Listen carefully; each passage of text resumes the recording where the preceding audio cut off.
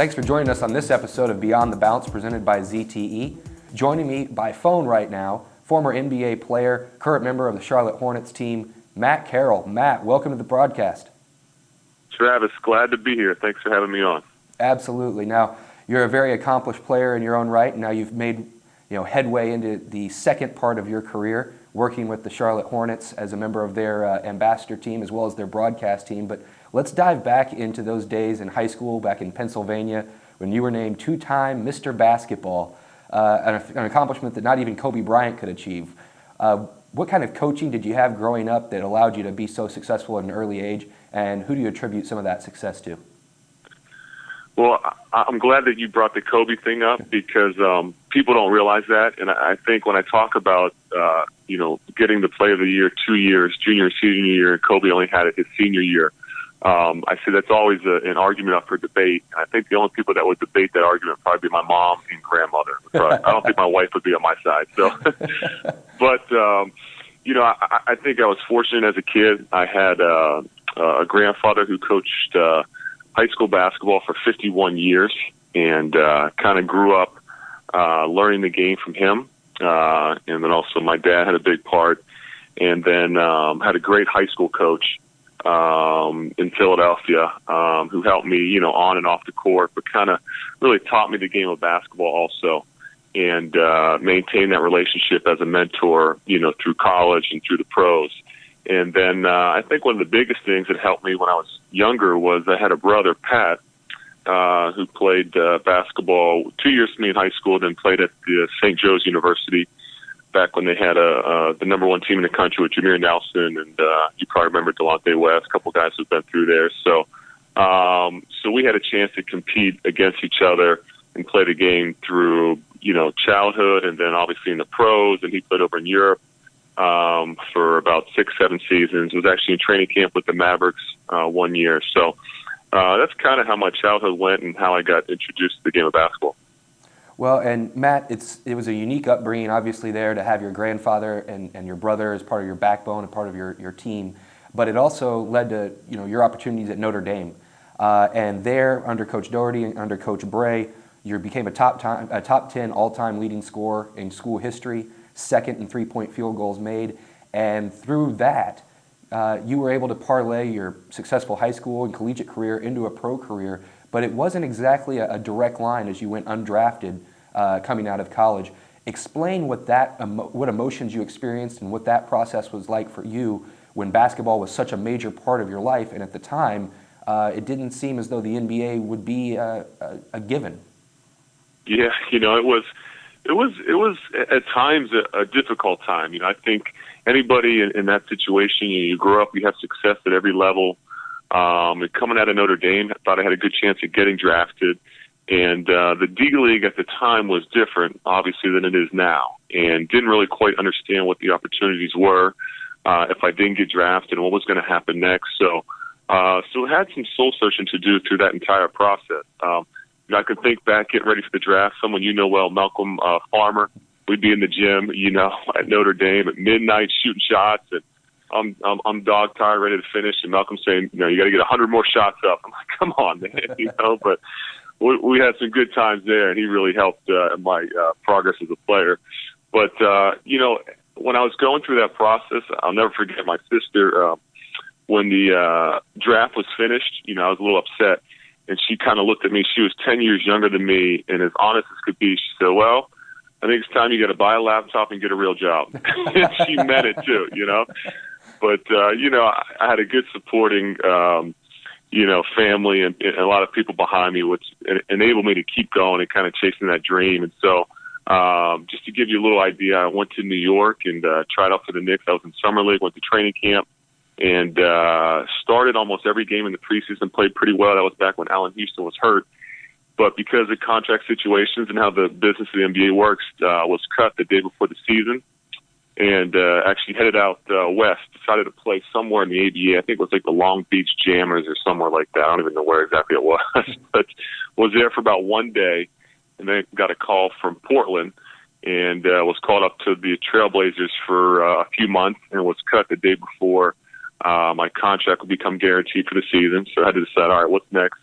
So then I decided to go down to the D-League and was in Roanoke, Virginia, played there for about 3-4 weeks, and then had a tryout with the San Antonio Spurs and was brought up by the Spurs and finished the season there my rookie year. And then the second season, I was a free agent, went to Golden State, was at Golden State Summer League and preseason, and was cut the day before the season.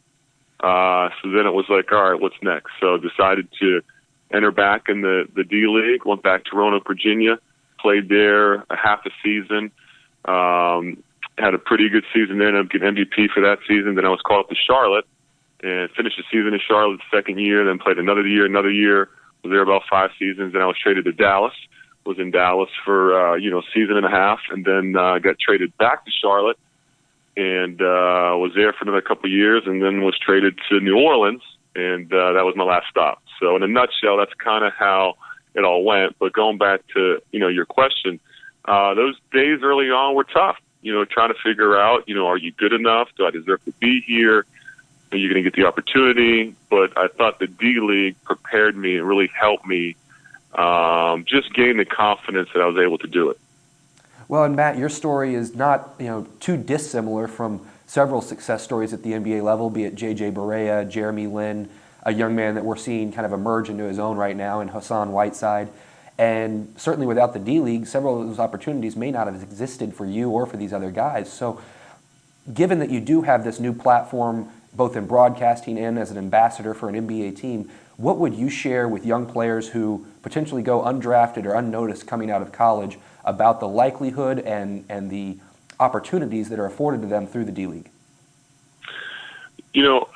I think about that often, and I just believe that the D-League is the best opportunity to get to the NBA, hands down. And I feel like as a player, if it's your dream, if it's your goal to make it in the NBA, to get into the NBA, the D-League is your best chance at making that happen. And I say that because I think that the reality is, you're playing with the best athletes under the NBA. You're playing the NBA game, NBA style. You are in front of all the eyes of the NBA, all the execs, front office side, coaches. You're on NBA TV. The exposure you get in the D-League is better than anywhere else in the world. And I just think that with that opportunity and knowing that it can change literally by the day, you get one phone call and you're on an NBA roster and maybe you get a chance to play, and then you're playing against NBA players and you're showing them that you can play at that level, you deserve to be there. And then who knows? Then 10 years later, you look back and you can't believe what just happened. So I just think that, speaking from experience, that the D-League is a platform for players to just make their dreams become a reality of making it to the NBA. And Matt, you certainly had a chance to, you said have eyes on all these players and be a part of NBA TV last week as you were out there for the NBA D-League Showcase in Santa Cruz. As you walked away from that experience, what did you take away both from the event as well as from the players that were showcased there? Did anybody really catch your attention? And if so, who? Yeah, there was quite a few players that caught my attention. I was really impressed with the talent and the level of play. I guess the older you get, you say, man, these guys are better than when I played. I think you start just feeling a little older, a little slower, and I was just really impressed by the level of play that was out there. You're looking at just how athletic guys are, how skilled they are offensively, and just really impressed me. And I mean, there was probably a player at least on every team that caught my eye. I enjoyed watching your Texas Legends team. Just how hard they played on defense, and the guard play there with Murray and Holloway, and Manny Harris is lighting it up, and even Ashley, Brandon Ashley, he was so athletic and making some plays. And I think about some other guys that were there, that Sean Kilpatrick, right, who just got a call up. I was very impressed with him, the way he could score the basketball. Great catch and shoot player, can score up the dribble, strong. Eric Green had a big game. He really lit it up. And even seeing guys who have been in the league, like Jimmer Fredette, playing a good floor game and just having a chance to show people, I can do more than just score and shoot. I can be a point guard. And then some of the bigs that were there, I mean, just the athleticism and some of the guys, as big as they are, I think is what really caught my eye too. It really is a great league full of a ton of talent, as you mentioned, and a lot of that talent is going to be making its way closer to your hometown next year as the Greensboro Swarm were announced as the future affiliate to the Charlotte Hornets to begin play next season in the D-League. What do you think the impact will be in that area as it relates to the crowd response, fans, the business community, and how does that ultimately help the Charlotte Hornets and their pursuit of achieving an NBA championship?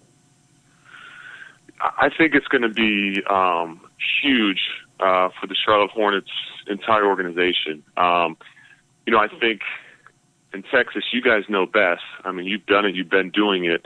But to have that resource, I think, is what's just so valuable. The ability to have a minor league team that is close in proximity. Greensboro is about 90 minutes drive from Charlotte, where you could have guys that can play on the Hornets, practice, and then they can go down later that night, play a game if they wanted to, or come back the next day. I mean, just to have a resource like that where you can keep guys fresh, keep them playing in their game rhythm.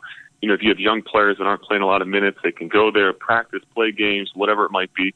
If you have veterans that are coming off injury, that need to get, in better shape and get their rhythm back. I mean, I just think the resource is so valuable.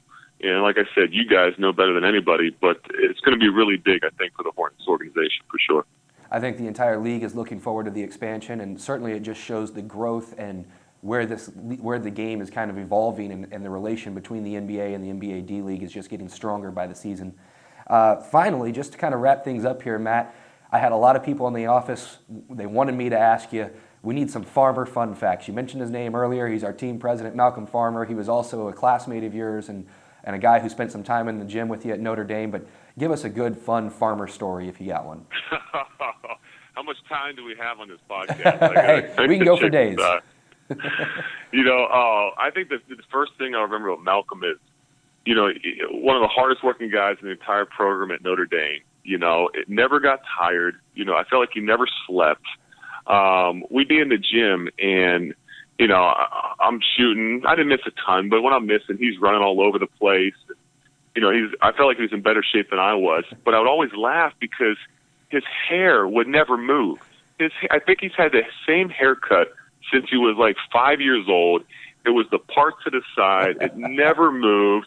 And I was like, you're sweating like crazy. Why is your hair not moving? So I would always just laugh and make fun of him a little bit about that. So that was a good one. But, I just felt with Malcolm, he was always kind of like the rock of our program there. It's just like if anybody wanted some extra work or wanted to learn and, look at their game, dissect it, he was always watching film, wanted to bring you in. But just was a great, I think, resource and valuable asset to the program that had him around to help guys really improve. Well, Matt, that's great. We all felt that Malcolm graduated from the Jimmy Johnson School of Hair Design. Former Dallas Cowboy coach whose hair also never moved. I don't know how much hairnet they have to use each morning to make it work that way, but it is truly amazing.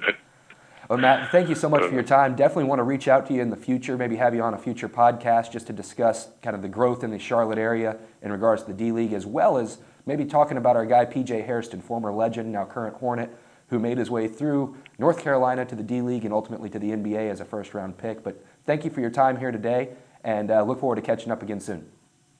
Travis, anytime. Thank you, and good luck to the Legends. Much appreciated, Matt. That was Matt Carroll joining us from Charlotte as the Hornets get ready to take on another opponent tonight, looking to get a victory. Thanks for joining us on this episode of Beyond the Bounce presented by ZTE. Make sure you tune in next week as we have another episode planned for you to enjoy. All that and more on BTB.